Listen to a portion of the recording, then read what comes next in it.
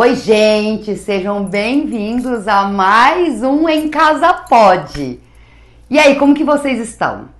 Bom, gente, eu tô esperando vocês fazerem os comentários de vocês, estou esperando vocês se oferecerem para poder vir sentar aqui na cadeira comigo e vir me contar o que é que na sua casa pode. Hoje eu tenho um convidado muito especial, uma pessoa que convive comigo há mais de 20 anos. Nossa, né? Fica até ser estranho, parece que o Fernando tá ficando velho. Tá? Quando eu conheci ele era uma criança, bem dizer, gente. E ele tem muita história para contar. Ele tem a história dele para contar antes da religião, em outra religião, dentro de outros lugares e a história dele dentro do percurso da religião dele, que foi tudo muito interessante. Bom, é com muito prazer, né, que a gente vai receber hoje o Anderson, que na verdade é um ebome de Oxalá, e no decorrer da nossa conversa vocês vão entender quem é ele aqui, tá bom, gente? Mas seja bem-vindo, ebome de Oxalá. Obrigado pelo convite, gratidão, mãezinha. É um prazer ter você aqui. Gente, quem vê o Anderson hoje assim, né, todo montado, todo bonito, como o pai de santo, que ele não gosta, tá? Ele não gosta. A gente fica tentando laçar ele, né? A gente chega a brincar com ele aí, quando vai ter o primeiro iaô, quando é que você vai abrir sua casa, e ele, ó, ele escorrega. Mas ele vai contar pra nós um pouquinho de como é a história dele dentro da religião, quais foram os percursos, né, que ele vivenciou, e por que até que ele tem essa relutância aí de realmente aceitar o papel sacerdotal. Vamos lá, Anderson, quando começou a sua história? Bom, a minha vida religiosa, como da minha irmã, né, que é a madrinha de Umbanda, começou muito antes, quando a gente era muito criança em si, né, pelos meus pais, né, minha mãe, meu pai frequentavam Umbanda, mas a gente era só consulente, né, lá tomava um passe, um benzimento aqui, ali, tudo mais, né, na nossa cidade natal. Somos originários aqui de São José do Rio Preto, né, mas ficamos aqui na cidade de Guapiaçu, onde tudo começou, na verdade, a descoberta, a curiosidade em si. Então, meus pais sempre foram frequentantes, né? E é muito engraçado como o mundo, né, a espiritualidade em si aproxima as pessoas, né? Principalmente nós aqui no caso. Antes de conhecer a senhora, o axé da senhora em si, né, lá atrás eles consultavam com entidades de Umbanda, né, que é o que eu amo, né, de paixão mesmo, Umbanda em si. E essas entidades eram caboclos, preto velhos e tudo mais. Veio trazendo algumas, né, percursos, nossas trajetórias, né, labutas da vida em si. Né, uma entidade que eu lembro até hoje, a gente se recorda, que era um Exu Mirim, né, que era Brasinha. E tem tudo porque hoje, depois de 7 anos, né, em si. Nessa época eu tinha mais ou menos, sempre fomos menores assim, né. Aí com 12 anos veio um acontecimento na minha família, né, em si, a vivência da minha família, dos meus pais, teve um rompimento matrimonial, né, no caso. E houve-se um afastamento, né, paramos de frequentar. E fui iniciado assim, começamos a ir para a igreja católica, catolicismo, tanto que eu sou batizado, sou comungado, sou crismado na igreja católica, né? Quase que foi um papel sacerdotal ali, né? E aí, no passar do tempo, minha mãe, eu já era jovem, no caso, né? Adolescente, com vários energia, né? Sentindo a mediunidade aguçada, enfim. Né, minha mãe preocupada, não só eu, como minhas irmãs também, né, a minha mãe veio adoecer, né, médico nenhum conseguia achar qual que era a doença dela, a depressão em si, né, e aí um momento, naquela época sempre a religião, a nossa religião sempre foi muito criticada, né, era mal vista em si, mesmo que minha família saiba, tem um consentimento, né, que a gente sempre frequentou, e somos frequentantes até hoje. Veio uma mãe de santo, né? Falou assim, sua mãe tem um problema espiritual, né? E tirou ela na parte de candomblé em si, né?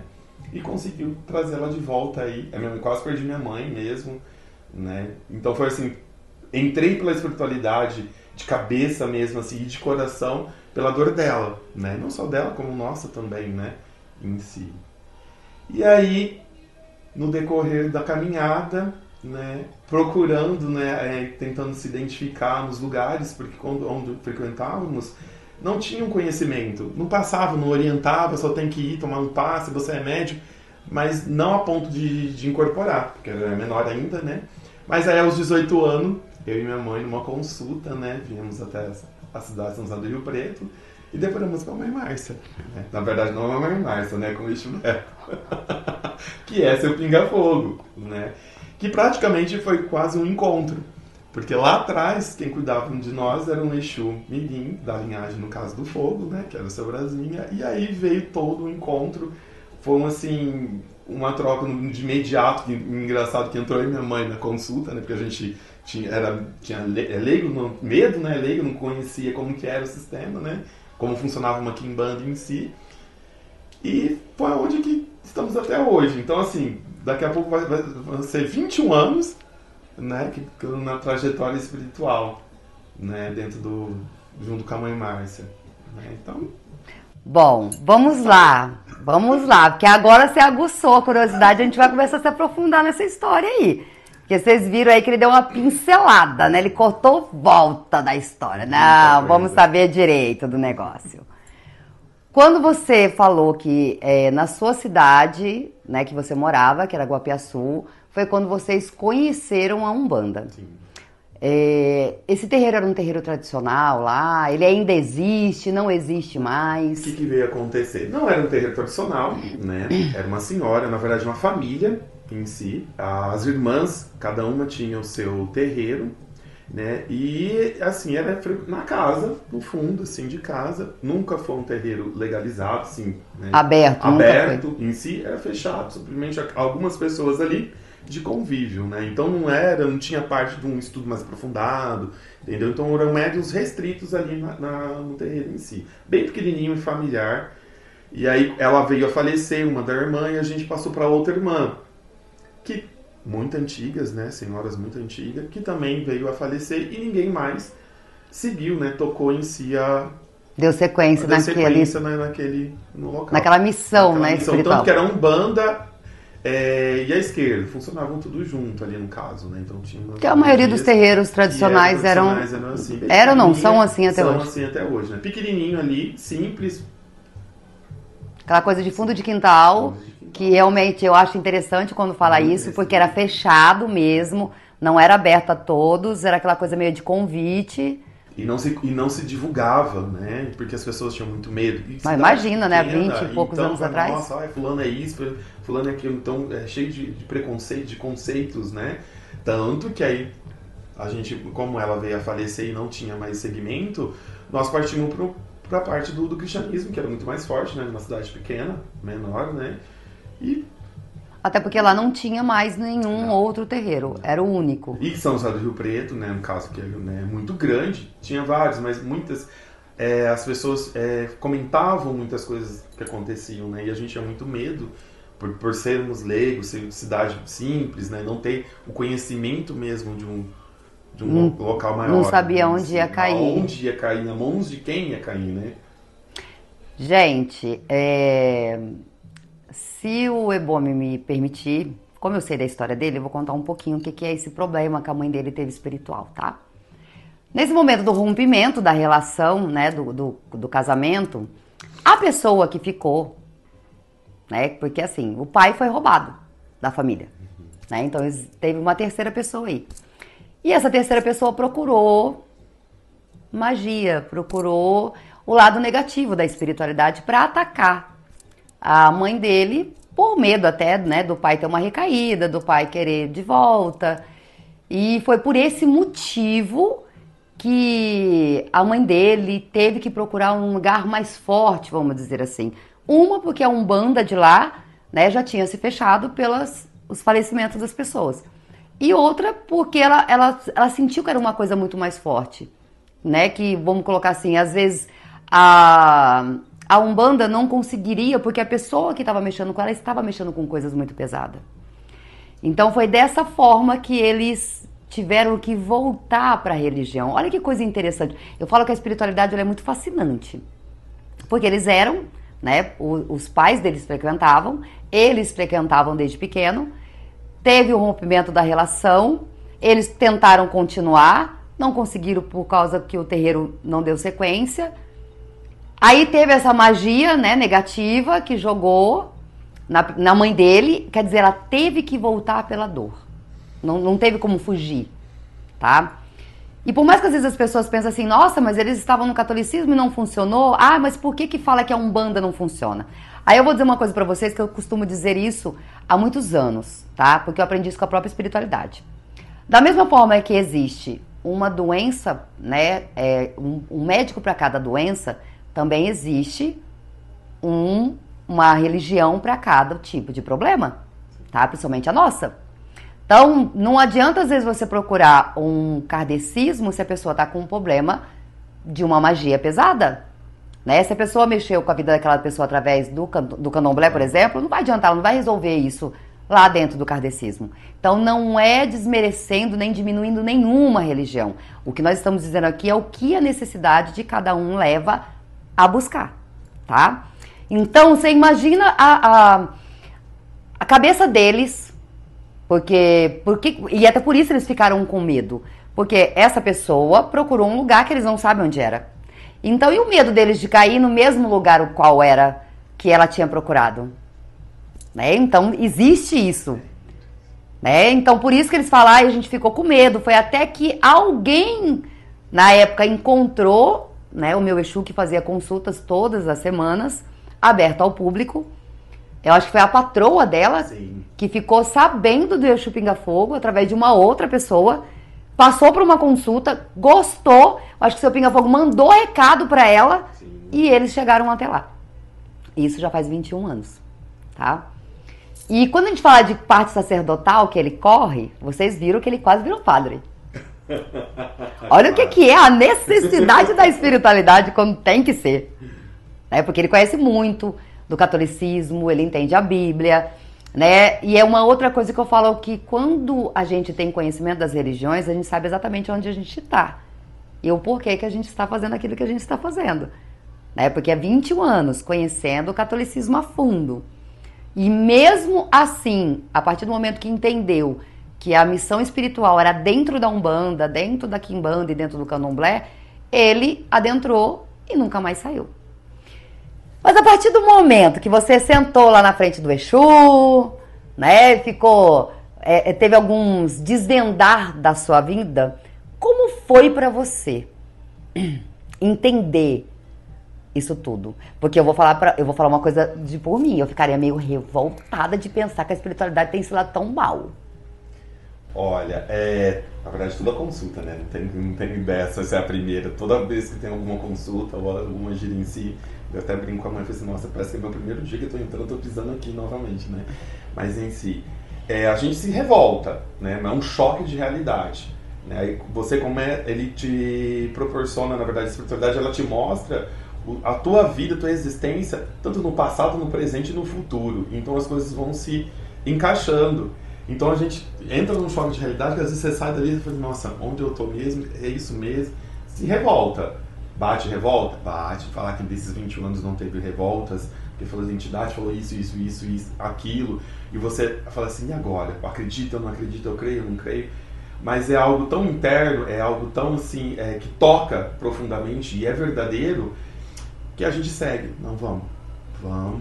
E tem algo, a gente sente algo além do espírito que está ali te orientando, né, que é um orientador, algo que te chama realmente, né, te comove em si.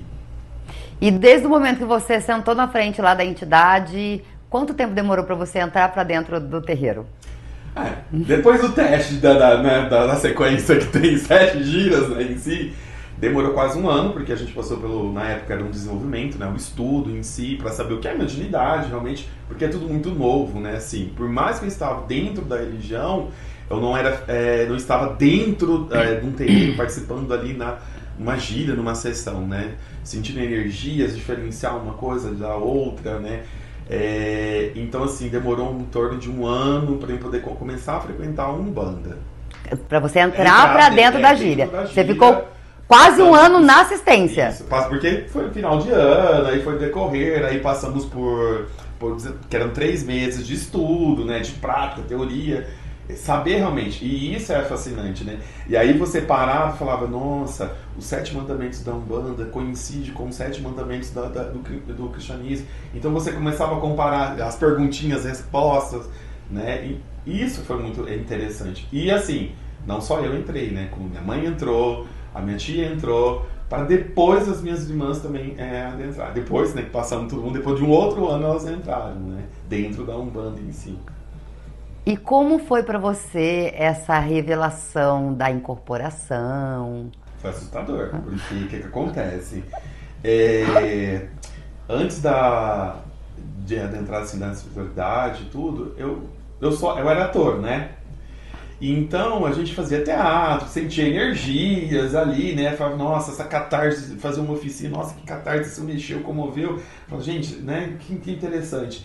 E quando você está dentro da religião, você sente muitas energias. Então a incorporação em si, eu já tinha facilidade de se entregar, né? Assim, do personagem e tal, na época de teatro. Mas aquilo lá era uma atuação e eu tinha domínio daquilo, né? Faz isso, fazer. Eu sabia perfeitamente o que eu tinha que fazer ali, né? O script em si. Mas dentro da espiritualidade, não. Né? Aquilo incorpora. No começo, você realmente é consciente, você sente e fala, nossa, tá fazendo isso. Não, é eu que tô fazendo. E você tenta movimentar, às vezes, brigar com a entidade ali, sentir aquela energia, porque cada entidade tem uma energia, né? Um elemento, assim, diferente. Foi assustador. Fala assim, tô ficando louco, né? Tô psíquico, não sou eu não sou, até aceitar. E realmente, assim, na hora que você consegue ver alguns acontecimentos, a entidade começar a orientar pessoas, né? Isso é gratificante, né? Aí a gente fala, não, realmente tem algo ali que não sou eu que estou falando. Aquele conhecimento, às vezes, de coisas que eu nunca tinha visto, de passado, né, de antepassados em si, as famosas mandingas, né, em si. Fala, nossa, de onde veio isso? De conhecimento, como trouxe isso e tal. E isso foi bem fascinante. Foi, assim, uma redundância, mas ao mesmo tempo, eu falei, não, preciso me entregar. É algo que me consola, algo que preenche mesmo, né? E a espiritualidade, ela preenche qualquer vazio, qualquer mundo. E isso foi um dos ensinamentos que eu tiro dentro da espiritualidade. Ela preenche qualquer mundo, qualquer vazio que você tenha. Qual foi a entidade mais desafiadora para você? Para a incorporação?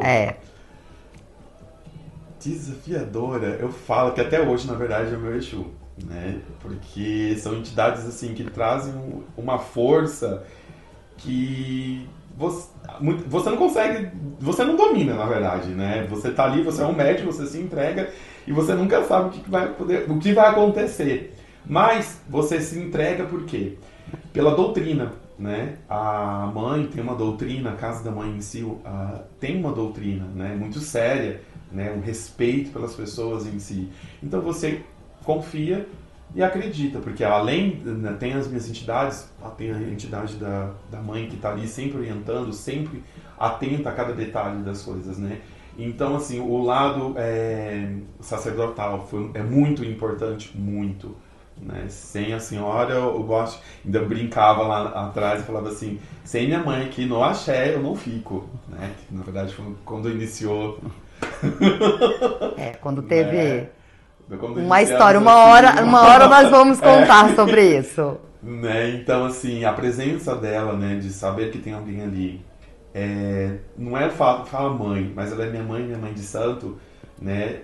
A mãe que cuida do meu orixá, não só do meu orixá, mas da minha vida espiritual em si, né? Minha orientadora, minha conselheira em si. Isso é muito interessante, isso é muito importante. Mas incorporar esquerda, no caso Quimbanda em si...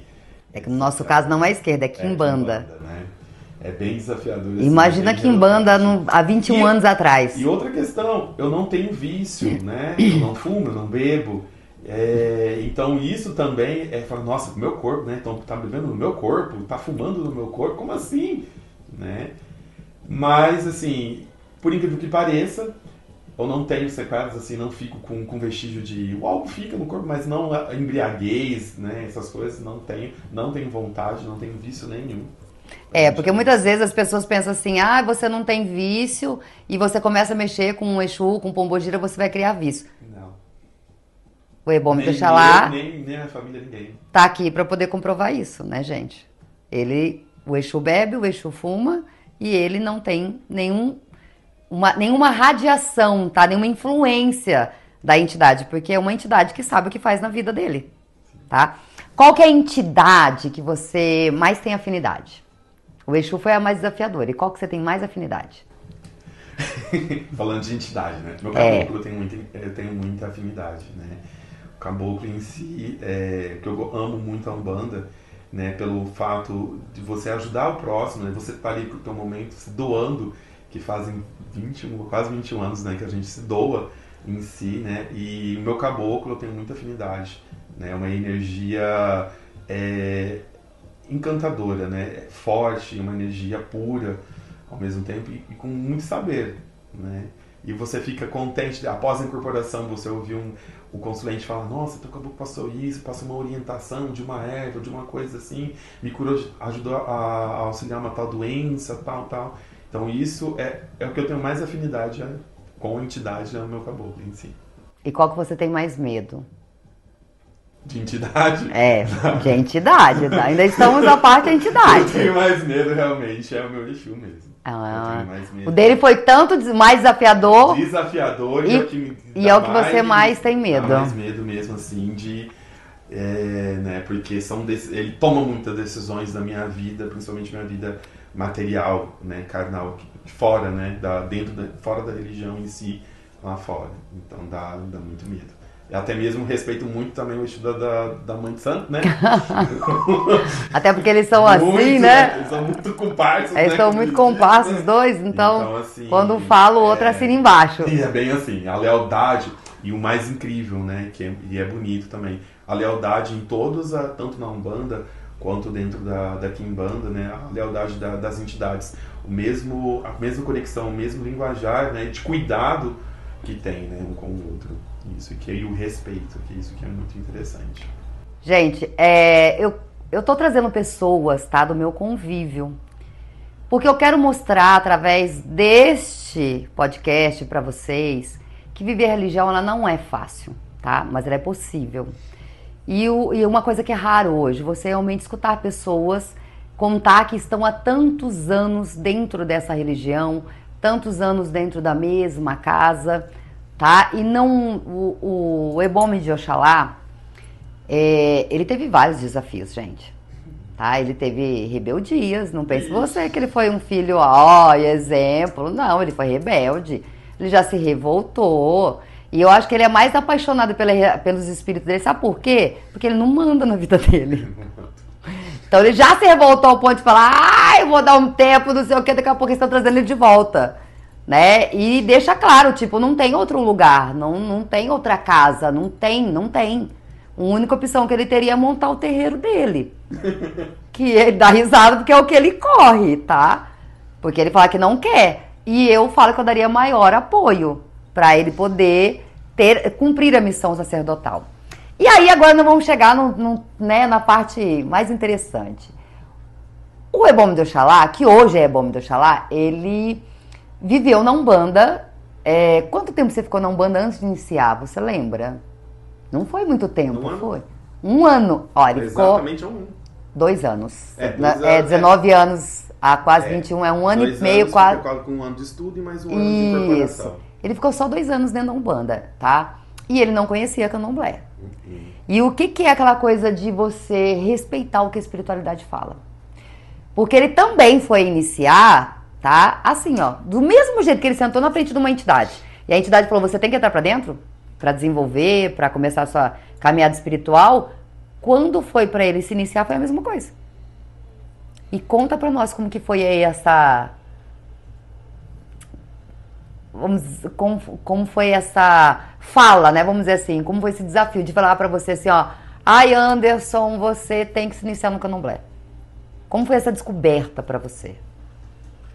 Bom, Nesses 2 anos, né, um ano de estudo e mais um ano dentro da religião, foi revelado realmente pela entidade do Cássio Pinga Fogo, né, que eu tinha a missão sacerdotal, né, de estar aí montando. E montamos, né, um terreiro na minha cidade em si, né, com minha mãe, com minha família, todo mundo empenhado, minhas irmãs entraram, todo mundo, né, tocando tudo direitinho, né, tocava Umbanda, Quimbanda lá, pequenininho, tudo tava tocando, né, auxiliando aqui nas incorporações, né, lá era de segunda, na quarta-feira na Umbandinha, no Cavalari e na sexta-feira na Umbandinha. Então a gente tocava 3 Umbandas, né, eu vim com a mãe, correria, e meio de tudo isso tinha Quimbanda, terça e quinta-feira, enfim, né, aí um belo de um dia, né, aliás, teve também, foi ser iniciada, né, perante o candomblé em si, né, a entidade dela também, o seu Pinga Fogo falou assim, você precisa também se iniciar, você tem a necessidade em si.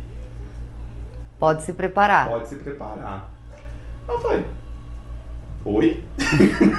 Não conheço, não tenho vergonha de dizer, entrei leigo na religião, não sabia nem pedir a benção em Yorubá, Motumbá, nada. Gente, ele não frequentava. Não frequentava o candomblé, era só Umbanda. Né, eu ia só para sessões de Umbanda e de Quimbanda. E às vezes em alguma festa. Era muito difícil, assim, uma festa assim, de boiadeiro, que eu ainda. Mas era muito difícil de estar frequentando o candomblé em si, né?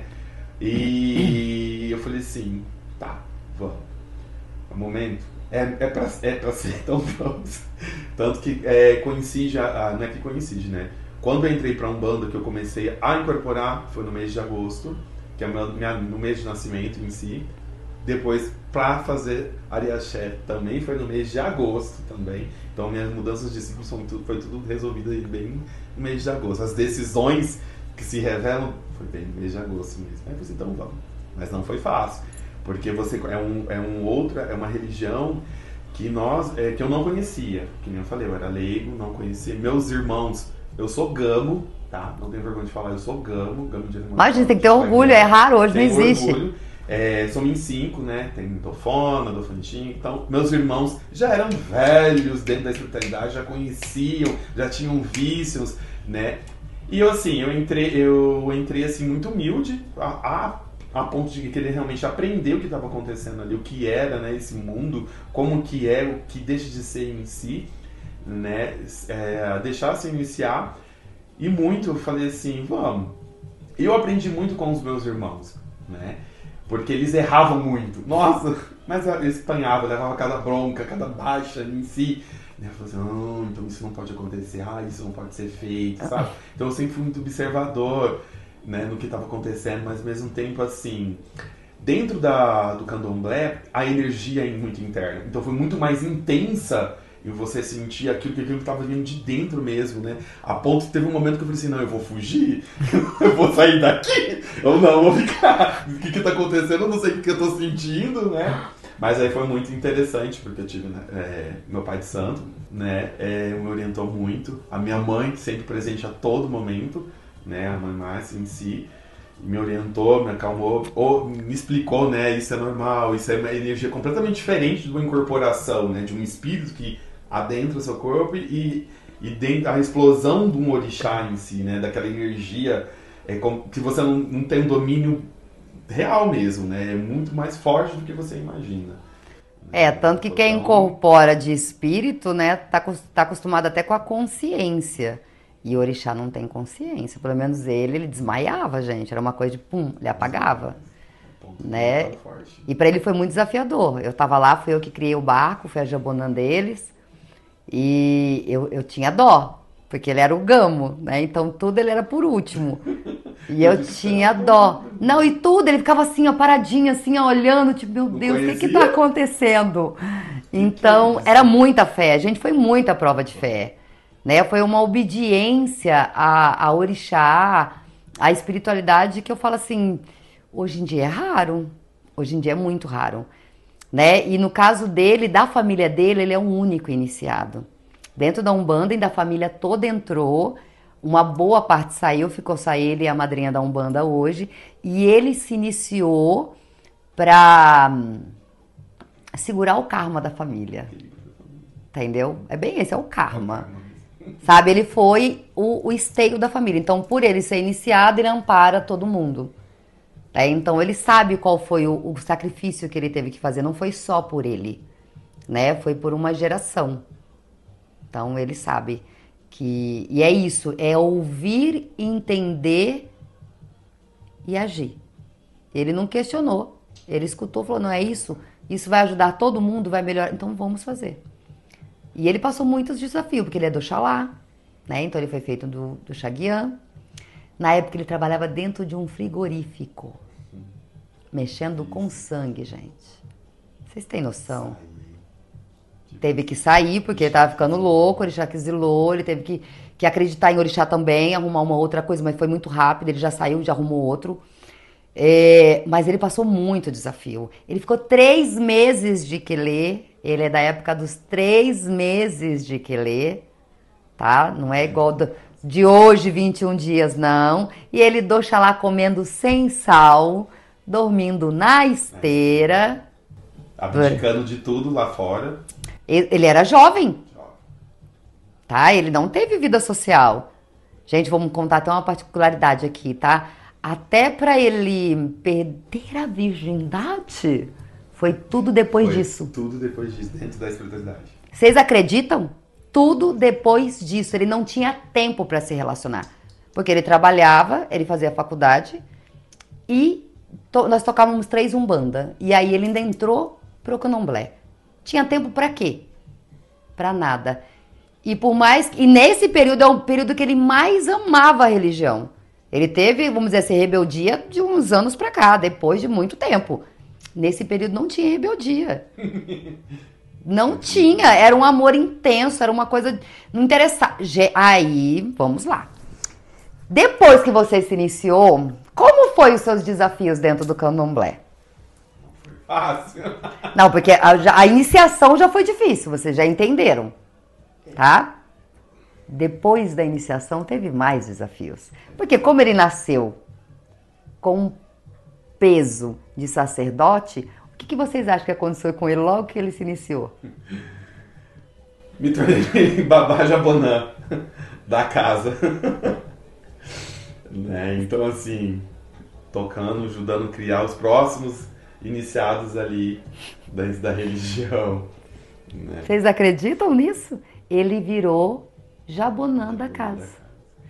Até por causa da dedicação dele, o amor dele, a gentileza dele, o carinho dele. Né? Então, não tinha outra pessoa melhor. E outra, ou era ele cumprir alguma coisa dentro da casa, ou era ele montar a casa dele. Pergunta se ele queria montar a casa dele, porque a gente tocava umbanda ali junto. Quando eu comecei a não ter tempo para ir, porque logo que eu me iniciei, eu comecei a ter muito mais tarefas dentro do candomblé, né? Porque eu nasci com um cargo dentro da casa, ela era, né, e ela axé daquela casa, então, quer dizer, eu não tinha tempo mais para trocar três umbanda, a gente não tinha como. Era muito corrido, e aí eu comecei a recuar da umbanda com ele. Eu falei, filho, ó, toca, não tenho como eu ir. Você acha que ele ficou com a umbanda aberta há quanto tempo? Quanto? Não, eu tô correndo mais uns 2 aninhos, um aninho ali, mais ou menos. Um aninho no máximo, no máximo. Sozinho, né, no caso. Sozinho. Entre aspas, né? Não, tinha a família dele junto. Tinha a família e tudo mais, né, pra poder estar. Mas o conceito religioso ali era bem cidade pequena e na época eu ainda tava iniciando, né? Então, assim, tinha medo ainda das pessoas, né, do que vão falar, do que vão julgar. Até porque, além de eu ser religioso, eu também tenho uma função lá fora, né? Tenho uma profissão em si, né? E as pessoas condenam e julgam a gente muito. E lá... E na época ele era novinho, né, gente? Novinho. Não a cabeça... E é uma cidade muito pequena, então todo mundo conhece, né? Então, na época, não, vou me dedicar realmente... Vou ser jabonã, então vou me dedicar a ser jabonã dentro... Não, e na verdade a gente também começou a arrastar ele pra nós, né? Então, tipo assim, filho, ó... Vamos recolher um barco, você vem pra ajudar. Tava lá dentro, ajudando. Mas pra vocês entenderem o que é quando você tem uma missão sacerdotal e você, por algum motivo, você não quer abrir um terreiro. Você fala assim, não, eu não quero, eu não tô pronto pra ter uma missão, não quero abrir. Tem como você equilibrar isso, você se dedicando ao seu axé. Que foi o que ele fez, ele trabalhava muito, gente. Ele fazia faculdade, ele trabalhava fora e ele criava barco. Na época, ele tinha uma irmã que ajudava ele a criar os barcos. Então, ele ficava a noite inteira Ele dava o banho da manhã, tirava a reza de manhã cedo e ia trabalhar. Aí eu trabalhava pra faculdade, depois retornava pra... Voltava pro axé. Ele dormia dentro do axé. Aí final de semana eu ficava Já direto. direto lá. Entendeu? Então, quer dizer, ele fez o papel que ele tinha que fazer dentro do sacerdócio de uma outra forma para equilibrar a balança dele. Porque é bem isso, é equilibrar a balança. Quantos anos você tem hoje de iniciado, Ebome? 18 anos, né? Vai fazer 19. 18 anos de iniciado. Gente, com tudo isso que vocês já estão escutando, que ele passou, continuei, tá, pressionando ele a fazer o que ele tinha que fazer como sacerdote. Ele realmente decidiu que não. A espiritualidade dele aceitou, desde que ele aceitasse uma incumbência. Porque foi bem isso, ele teve que aceitar uma incumbência de orixá. E ele já é Ebome, ele já tomou os 7 anos dele, já foi sentado dentro da minha casa. E a incumbência dele dentro do axé é ser Babá Efum. Tá? Que é um cargo sacerdotal. Ele é pai do branco, é ele que prepara os pós, né? É ele que é responsável pelo sopro da vida, né? Do Iaô. Então, assim, muitas vezes as pessoas elas querem abandonar a religião pelo peso de algo que elas têm que fazer. Elas ouvem e elas se assustam. Mas por que elas se assustam? Muitas vezes porque elas não querem comprometimento. Elas não querem ter o comprometimento de ter aquela responsabilidade de fazer aquilo. E realmente é muito sério. Por quê? O Babá Efum, que agora eu vou falar assim, não é mais Ebome, tá? Não é Anderson, ele é o Babá Efum da minha casa. Ele tá comigo há quase 21 anos, né? Com todo esse histórico de Umbanda, Quimbanda, iniciação, foi Jabonã quando ainda era Iaôzinho, tá? Porque pode sim.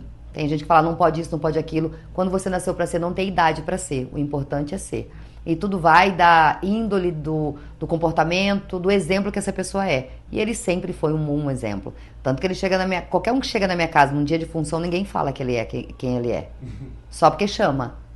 Só porque fala, Babá Efum, porque do contrário ele tá vestido igual a Iaô.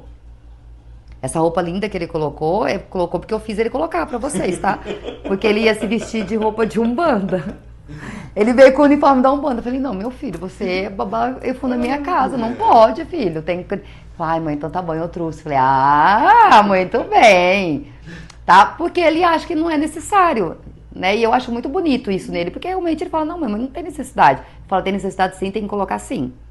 Né? Demorou tantos anos pra fazer, por que agora não vai? Vai colocar. E como foi pra você, Babá Efum, quando você recebeu essa posição da espiritualidade? Que, a partir de agora você vai ter um cargo, então. Como foi recebido pra você? Olha, perante toda a trajetória de vivência espiritual, foi muito gratificante, é muito gratificante em si. E é uma responsabilidade muito grande, né? E tanto que eu falo pra minha mãe, às vezes, falo assim, gente, eu tenho medo, às vezes, de até pisar no meu orixá em si, né? Porque a gente não sabe, né? Assim, você entra assim, então, assim, é gratificante, é muito lindo de se ver, é uma energia surreal, né? Não tem como explicar em si, né? E assim, eu me... Vai se emocionar, gente. Ai, que lindo. A gente passou por umas trajetórias na nossa vida, principalmente dentro da religião, que eu tive motivos para desistir, realmente, né? Que foi o rompimento ainda, no caso, que tanto que também me levou também a parar a Umbanda em si, que foi um rompimento da relação matrimonial, né? Dos meus sacerdotes em si, né? Que aí foi onde que foi, nossa, e agora, né? Tem que ter uma escolha de um lado, aquela pressão em tudo em si. E eu falei assim, não, eu vou seguir aquilo que o meu coração, né, está pedindo, que foi estar realmente ao lado da minha mãe, que até hoje, né, a gente passou por várias dificuldades, iniciamos aí. Então, assim, quando foi dado um cargo, passa toda uma trajetória na minha existência, às vezes, de desistir realmente da espiritualidade por motivos de ser humano. Mas você vai ficar com fulano não tem nome, não tem isso, ela ainda não tem um axé plantado, enfim, né? Eu falei assim, mas eu não estou ali só por causa dela, né? Eu estou ali também por causa da espiritualidade em si, que sempre me tocou e sempre me comoveu e me equilibra, em todos os meus mundos de existência. O que o Babaifun tá contando, gente, porque assim, eu fui casada, né, com um pai de santo de São José do Rio Preto, que quem é daqui sabe, mas quem não é eu também não vou entrar em detalhes, tá bom? E ele é desde essa época. Então, quando teve o rompimento da relação, a casa rachou. Infelizmente, isso acontece, tá? Não vou dizer que foi escolha minha, não foi escolha minha, mas assim foi imposto, né? Que eu me retirasse da casa. E aos meus filhos, que na época eu tinha muitos filhos que eram meus filhos pequenos, pessoas que vinham da Umbanda comigo, e que quando eu entrei pro Candomblé, entrou junto comigo pro Candomblé, tá? Porque foi bem assim. E quando eles entraram comigo pro Candomblé, então se tornaram meus filhos pequenos na época, era filhos pequenos, tá, gente? E eram os que me acompanhavam. Então, quando eu fui tirada da casa, que eu fui expulsa da casa, que foi essa palavra, eles foram colocados na parede. Você vai ficar com ela ou você vai ficar comigo? Por quê? Porque eu continuei tocando o meu terreirinho de Umbanda e eu fazia os meus atendimentos. Só que no caso dele, igual ele era jabunã da casa, ele continuou com a missão dele lá dentro. Ele não cogitou em sair da casa. E eu não impus para que ele saísse. E o Orixá sabe disso. Mas ele foi pressionado, tipo, ou com ela ou comigo. E aí, na época, foi quando ele falou, ele quase abandonou tudo, porque ele sentiu um tipo, meu Deus, mas como assim? Como eu escolho? Como que eu vou escolher essas duas pessoas? E aí, o que ele disse, aí a espiritualidade tocou o coração dele, a própria espiritualidade dele tocou o coração dele, né? Pra que ele fizesse uma balança mesmo da vida, e na época ele escolheu ficar comigo. E foi muito difícil, porque realmente a gente não tinha terreiro. A nossa Umbanda, ela era 3x3, que era uma umbandinha, porque a gente chamava de umbandinha. E de 42 médios que tinham comigo na época na Umbanda, eu acho que foram 12. Uma parte saiu, abandonou tudo e outra parte ficou lá no terreiro. Então, para nós, a gente começou uma história do zero. Foi do zero mesmo. E realmente, na época, independente de eu ter nascido composto, sentado, eu não tinha idade, gente. Eu tinha 3 anos de santo. De 2 para 3 anos de santo. Então, quer dizer, eu só tinha meu pai de santo na época. Eu não tinha mais nada. E a gente sobreviveu de Umbanda. Tá? Então, por mais que eu falo hoje que dependendo o que você tiver de necessidade, você precisa do candomblé, mas nós sabemos o poder que a Umbanda tem. Nós sabemos o poder que as entidades têm, porque quem fez a gente sobreviver foram as nossas entidades, tá? E foi a união das entidades. Porque naquela hora não tinha maior, menor, eles eram unidos. Por isso que ele fala dessa coisa da cumplicidade que o nosso terreiro tem. Porque o nosso terreiro, ele é diferenciado de outros dentro do nosso ponto de vista. Por quê? Porque a gente teve uma relutância, a gente teve uma persistência para estar juntos. A gente sofreu. Se não fosse a união, não fosse o amor, não fosse a fé, até eu tinha desistido. Mas eu não tinha opção de desistência e eles também não, porque eles falaram, não, é todo mundo junto, vamos lá. Eram os 12 que ficou na época e os 12 fez o que tinha que fazer. Tá? Levantou um terreiro que hoje, quem sabe onde é o terreiro, sabe o tamanho que é o terreiro e aqui era mato e hoje é uma construção enorme. Né? E era buraco e era tudo. Então, para ele não foi fácil. Então, para cá ele já veio também quase na mesma idade que eu, porque nós somos muito próximos de idade de santo, tá? Eu fiz santo em junho, ele fez santo em agosto.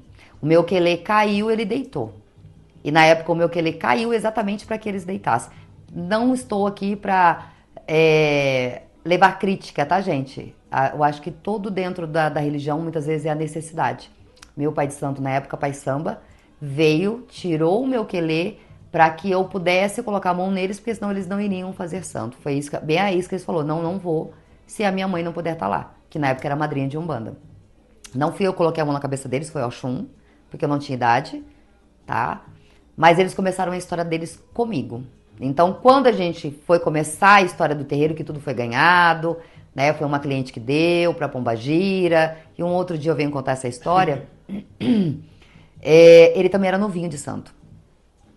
Então ele foi se tornar realmente Babaifun da casa, porque ele era jabonã lá naquele outro axé. Então ele não veio como Jabonã para esse axé. Até porque aqui a gente não foi iniciar, gente.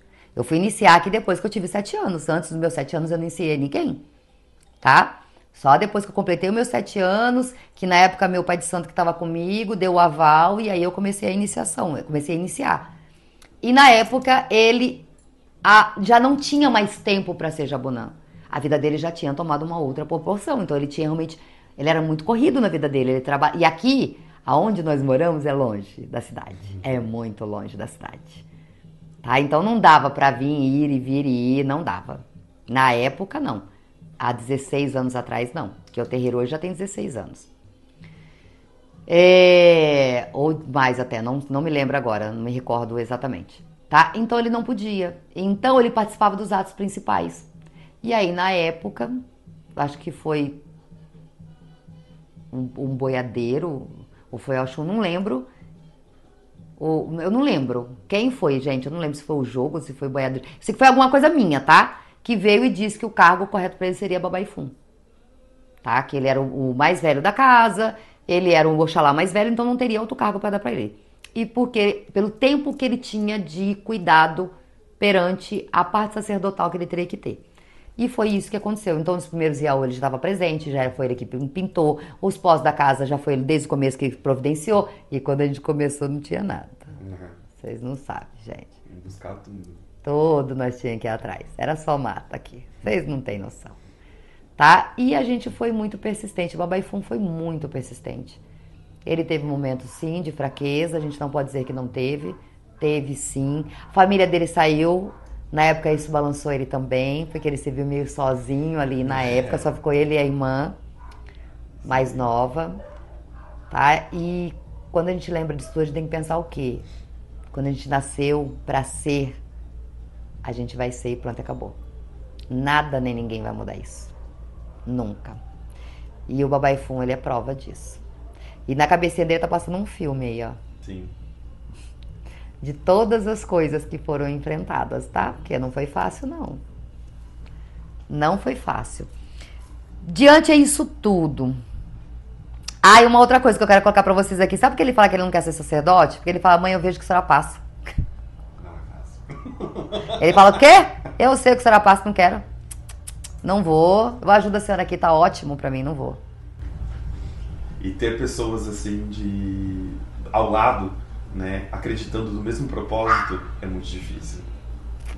Não são tão fáceis assim. Não, lealdade é muito difícil. No mundo de hoje, no imediatismo de hoje. Tanto que entra gente, sai gente, passa pessoas e não sei o que. Né? Ah, mas às vezes dá uma balançada na gente por questão do ser humano, né? Às vezes você tem afinidade com alguém, com outra pessoa, só que depois você descobre que aconteceu, fez isso, fez aquilo, outro, você fala, nossa, poxa, né? Mas assim, estou sempre pela espiritualidade, porque eles me proporcionam um equilíbrio, não pelas pessoas, porque se fosse pelas pessoas não estaria mais, né? Ninguém estaria, eu também já teria desistido, viu? Olha, passando por muitas provações. Bom, eu espero que vocês tenham entendido, né, que tenha ficado claro tudo que a gente explicou sobre a trajetória do Babaifum dentro da religião. E o intuito do Em Casa Pode é exatamente isso, gente. Vocês entenderem que todo mundo tem uma história, tá? Viver a religião não é fácil, não é um conto de fadas, tá? Na verdade é um conto de fadas cheio de várias bruxinhas, tentando realmente extraviar nós da nossa missão de vida. Mas quando você acredita, você confia, você persiste. E você que está nessa trajetória, não desista. Se apegue à sua espiritualidade, seja leal, tá? Àquilo que eles falam para você e seja leal o que te levou até a religião. O que te levou até a religião? O que você ouviu quando você chegou lá? Cuidado com a rebeldia de que eu posso fazer do jeito que eu quero e como eu quero. Não podemos. Viemos para essa terra com um propósito. E estamos aqui para cumprir ele e pronto, acabou. E a tão esperada pergunta, Babaifum. Para você, o que em casa pode? Difícil essa pergunta, né? Além de tudo que nem já foi relatado, em casa pode ser simples, humilde. Ai, que lindo! E o que em casa não pode? Ingrato com a espiritualidade. Porque muitas pessoas carregam ingratidão passando pela espiritualidade, se você passou por aqui, se você passou, né, você teve uma graça alcançada sim, tá? Então as pessoas são muito, algumas saem com ingratidão, né? São ingratas pelo aquilo que recebeu, pelas bênçãos que teve. Deixa um conselho para as pessoas que estão começando e as pessoas que já desistiram, porque pode ser que esse vídeo chegue para alguém. Um conselho? Olha, você tem muita história para você. Não desista, tá, da espiritualidade pelo ser humano, porque o ser humano é falho, né? E acredite, dentro de você, aquela vozinha, né, aquela intuiçãozinha que fica te martirizando, acredite nela, tá? Por mais difícil que seja, por mais que as pessoas em volta tentem te influenciar, tentem te arrastar para outro espaço, mas aquilo que te toca lá no fundo, acredite, é a tua espiritualidade. Não abandone. Ela nunca e jamais vai abandonar a gente. É isso, gente. Eu espero de verdade que vocês tenham gostado do episódio de hoje do Em Casa Pode. Peço para que vocês deixem seu like, deixem seu comentário, compartilha, tá? Porque o propósito do Em Casa Pode é trazer simplicidade, trazer verdade, trazer relatos de pessoas que vivenciaram coisas que eu acho que hoje já nem faz mais, as pessoas já nem passam mais isso, né? Porque elas existem antes de ter realmente relatos para contar. Às vezes as pessoas abandonam a religião por um xingo. Um dia ruim de alguém da religião. Ou do sacerdote não ter olhado pra você, aquele dia ele não olhou pra mim. Então as pessoas ficam magoadas. E não, nós não estamos em nenhuma religião pelo ser humano, e sim pelo propósito que temos que cumprir perante aquele religare com o sagrado. É isso que estamos fazendo aqui.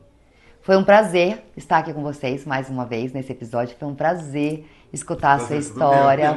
Babá, de verdade, chega a me emocionar. Passa um filme na minha cabeça